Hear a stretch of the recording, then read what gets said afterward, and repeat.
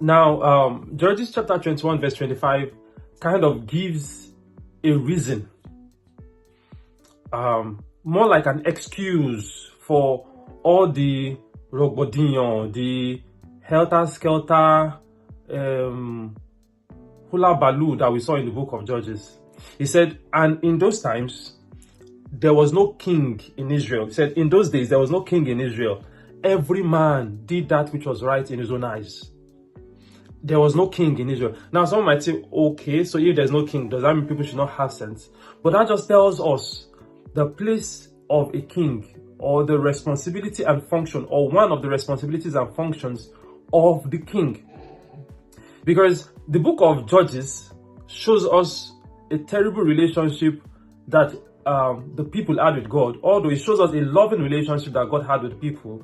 Because, I was reading the earlier part of Judges, and it was talking about how, God's eyes could not behold their suffering. I was like, this God is just a big softy. Anyways, the point is, Judges 21:25 gives a reason for why all these things happened in the book of Judges. It said that in those days, there was no king. So every man did that which was right in his own eyes. So that means when there is a king, every man does not do that which is right in his own eyes, but is told or is led, guided into what to do. And you will see, by the time you cross over into the time when Israel started having kings, right? You discover that the relationship or the stance that each king had with God determined how the nation was, determined whether people served God. So if the king did that which was right in God's eyes, the people, the nation also followed after, did that which was right in God's eyes.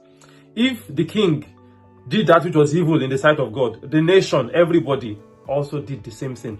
So what does that tell us as kings? Because the Bible says that we are kings and priests. God has made us, He has made us unto our God kings and priests, and we shall reign on the earth. I'll talk about that in the next video. Thanks for listening.